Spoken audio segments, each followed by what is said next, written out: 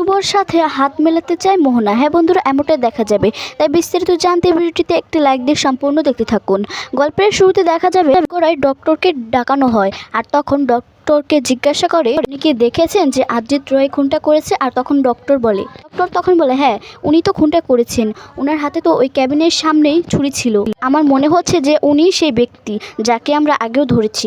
আগের বারের ফটোসটা কিন্তু আমি রেখেছি। আর তখন সেই ফটোজে দেখা যায় জিৎ ক্যাবিনের বাইরে বের হয়ে চিৎকার করছে খুন খুন বলে। তখনই দেখা যাবে শুভদের পক্ষে সে উকিল বলে, আপনাদের কিছু আমি প্রশ্ন করতে চাই। দেখেছেন যে আদ্রিত রয় ছুরি হাতে নিয়ে বাইরে দাঁড়িয়ে আছে, লোকটাও দেখেছেন, কিন্তু আপনি কি দেখেছেন যে উনি খুনটা করেছে কিনা? না, উনি ডক্টর বলে না, আমি দেখিনি যে উনি খুন করেছেন, কিন্তু আমি এটা দেখেছি যে সে কেবিনের বাইরে ছুরি হাতে নিয়ে দাঁড়িয়ে আছে। তখনই দেখা যাবে শুভদের পক্ষে সেই উকিলটা বলে ওঠে, তাহলে জজ সাহেব আপনাদেরকে এটা শুনে মনে হয় যে জিৎ আমাদের মক্কেল এই খুনটা করেছে? উনি দেখা যাবে বিপক্ষের উকিল বলে, ও তাই নাকি, তাহলে সেটাই বোঝা যাচ্ছে যে খুনটা আদ্রিত রয় করেনি। এর কাছে গিয়ে বলে, আপনি কি এর আগেও সেই হসপিটাল গিয়েছে? বলে হ্যাঁ গিয়েছিলাম। আর তখন সেই ফুটেজটা দেখানো হয়। তখন বলে দেখুন জজ সাহেব, ওরা ছদ্মবেশ ধরে আবারও ওখানে গিয়েছিল। ওর একটা লিস্ট দেখানো হয় আদ্রিত রয়কে। তখন বলে যে তুমি এই লিস্টের নাম্বারটা চেনো কিনা? তখন দেখা যাবে আদ্রিত রয় বলে ওঠে হ্যাঁ, এটা আমার ওয়াইফের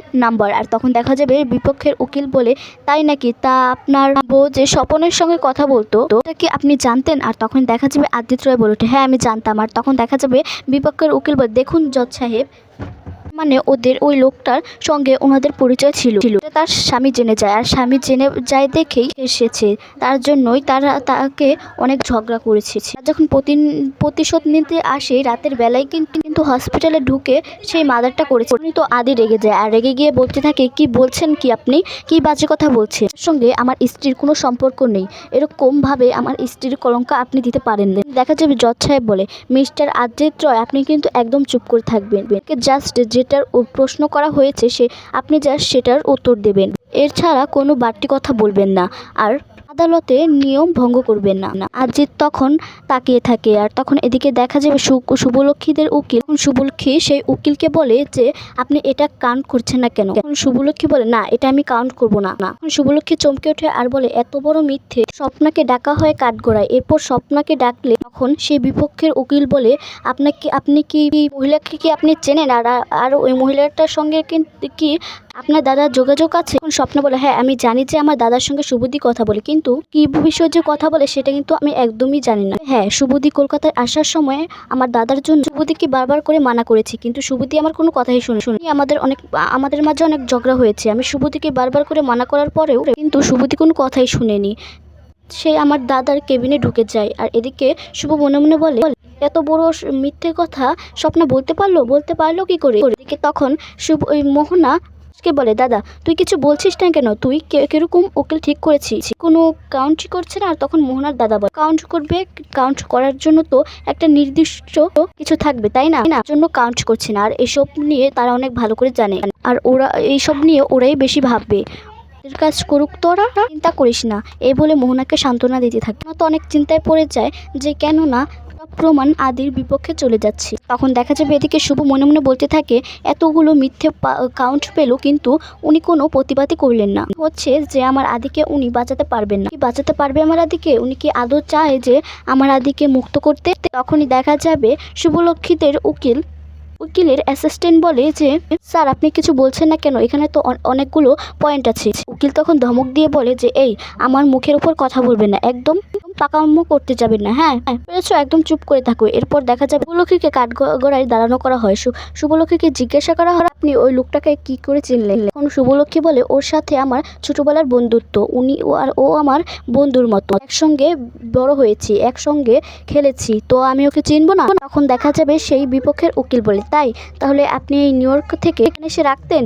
আর তখনই শুভলক্ষ্মী যোগাযোগ কি আপনি রাখতেন? আর তখন দেখা যাবে শুভলক্ষ্মী জজ সাহেবকে বলে, জজ সাহেব, এই কথার উত্তর কিন্তু আমি দিতে পারবো না, কোনো কথার কটা অনুমতি পেতে পারি? তখন জজ সাহেব বলে, অবশ্যই বলুন। আর তখন শুভলক্ষ্মী বলে, স্বপনদার সঙ্গে যোগাযোগ করেছি। হ্যাঁ, অবশ্যই যোগাযোগ করেছি। যখন আমাদের এখানে দিন আর ওদের এখানে কলকাতার রাত, তাই কটা রাতের বেলা তো ওখানে, কিন্তু আমাদের এখানে কিন্তু ছিল, কিন্তু তাই আমি কিছু তদন্ত করার জন্যই নক দিয়েছিলাম। আর তখন দেখা যাবে বিপক্ষের উকিল বলে, তাই নাকি? আপনারা এত সংক্ষুব্ধ পরিবারের লোক, আমি একজন ধনী পরিবারের লোক, কিন্তু আপনারা আইনের সাহায্য নিয়ে স্বপনকে কেন বললেন? আর তখন দেখা যাবে শুভলক্ষ্মী বলে, এটা আমাদের ব্যক্তিগত ছিল। বলে, হ্যাঁ আমি তো সেটাই জানতে চাচ্ছি, সেটা তো আমি দেখতে পাচ্ছি। আসলে জজ সাহেব স্বপন দাস, ওনার সঙ্গে কিন্তু শুভর একটা ঘনিষ্ঠ সম্পর্ক রয়েছে। উনি দেখা যাবে শুভলক্ষ্মী বলে, এসব আপনি কি বলছেন? আমরা দাদা বোনের মতো। সো আপনি খারাপ খারাপ কথা বলে এভাবে সময়টা নষ্ট করছেন। বিপক্ষের উকিল বলে, আমি যেটা বলছি সেটা শুধু এক কিংবা না, শুধু এই দুইটাই যে কোনো একটা দিবেন, বাড়তি কোনো কথা বলবেন না। তখন দেখা যাবে শুভলক্ষ্মী বলে, এভাবে বলতে গেলে তো আপনি আমাদেরকে ফাঁসিয়ে দিচ্ছেন না। একটা কথা তো ব্যাখ্যা থাকে, কিন্তু আপনি কিন্তু সে ব্যাখ্যাটা করতে দিচ্ছেন। তখন বিপক্ষের উকিল বলে যে এটার কোনো ব্যাখ্যা করতে হবে না, আমি যেটা প্রশ্ন করব আপনি শুধু সেটার উত্তরটা দেবেন। দেখুন, আপনার স্বামীর যে একটা ভুলে যাওয়া রোগ ছিল আপনি জানতেন, সেই ভুলে যাওয়া রোগের কারণে কাজটা কি তার জন্যই করেনি তো? আর তখন দেখা যাবে শুভলক্ষ্মী রেগে বলেন, না, চিৎকার করে বলে, না, দেখা যাবে বাড়ির লোক চিন্তা করছে, এদিকে আদিতের কোনো খোঁজ পাওয়া যাচ্ছে না। তখন পূরবীকে মেসেজ করে যে এখন কোনো কথা বলা যাবে না, আদির বিপক্ষে সব প্রমাণ চলে যাচ্ছে, তাই বুঝতে পারছি না যে কি হবে, কি করব। এই মেসেজটা পড়ে তো চিন্তায় পড়ে যায় শ্রাবন্তিনী। বলে যে আমার ছেলেটা জেল থেকে কিভাবে ছাড়া পাবে? আদৌ কি আমার ছেলে জেল থেকে ছাড়া পাবে? আদৌ কি আমার ছেলে জেল থেকে ছাড়া পাবে না? তখন সেখানে পাড়া প্রতিবেশীরা চলে আসে, এসে বলতে লাগলো, তখন এসেই বলে যে আপনাদের খোঁজ নিতে আসলাম, আসলে আমরা তো প্রতিবেশী, আপনাদের আমরা খোঁজটা নিতে আসলাম, আসলে আপনার খুব বিপদে আছেন।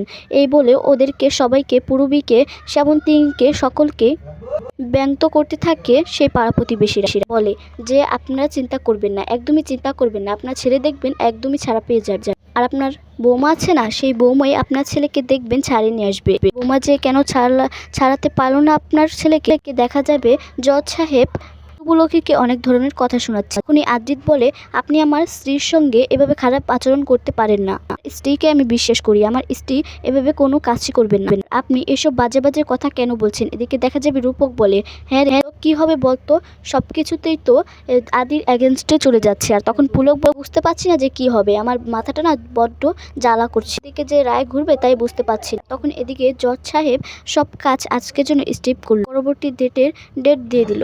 ওদিকে দেখা যাবে স্বপ্না কারোর সঙ্গে একটা ফোনে কথা বলতে থাকে আর বল আমি বাঁচানোর জন্য এসব করেছি। আর তখনই পুলকি দেখে বলে, এটা কি ব্যাপার, স্বপ্না কার সঙ্গে কথা বলছে? স্বপ্নার সাথে যেতে লাগবে। আর তখন শুভ দেখতে পায় যে আদিতের বাবা কাকার সঙ্গে কথা বলছে। আর তখন শুভ ছুটে এসে বলে, বাবা তুমি ওদের সঙ্গে কি কথা বলছো? আর তখন আদিত্যের বাবা বলে, আকাশ সেন আমাদের সাহায্য করতে চায়। শুনে শুভলক্ষ্মী বলে, তোমাদের কি মাথা খারাপ হয়ে গেছে? তোমরা এখনো এই লোকটাকে বিশ্বাস করে যাচ্ছ? আর তখন দেখা যাবে কোনো শুভলক্ষ্মী, এই কোনো একদিন এই বিষয়টা নিয়ে আমি এক, আর তার জন্যই আমাদের লক্ষ্যটা একটাই, যে আইনকে মুক্ত করার। তুমি চাইলে আমার সঙ্গে হাত মেলাতে পারো। এই কথা শুনে চমকে ওঠে শুভলক্ষ্মী।